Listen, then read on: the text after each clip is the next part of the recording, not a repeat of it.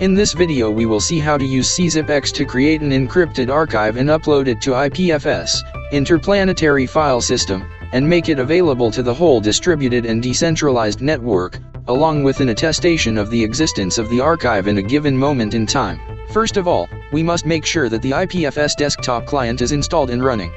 If you don't have it, go to https://ipfs.io and download the client, install it and start the service. If everything is okay, you should see a green cube icon in the tray area of Windows taskbar. Once the IPFS client is set up and running, you can go back to CZIP X and click the button labeled as Create Encrypted Archive to select the files that will be encrypted.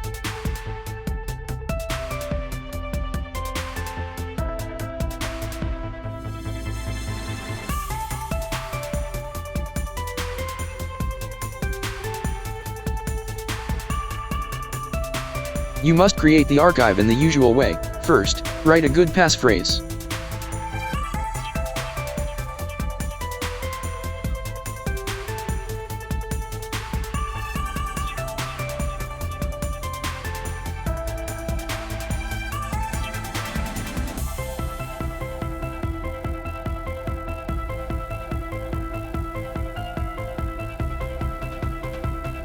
Select an encryption algorithm between the three available.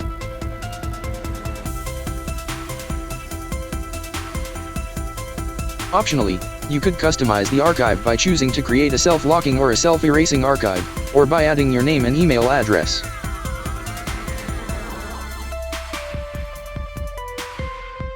Now, the most important step to make CZIP X interact with IPFS.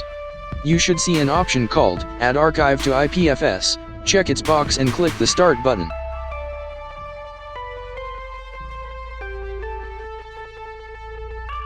The archive will be created, encrypted and added to your local IPFS node, all at once.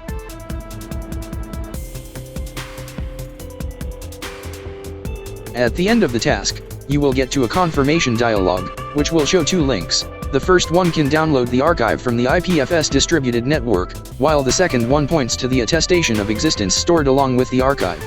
Both links can be saved, copied to clipboard, shared and converted to a QR code for your convenience.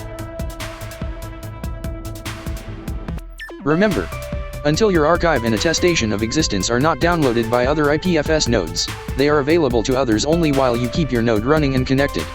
If you shut down your computer before someone else download them, your items will not be available anymore.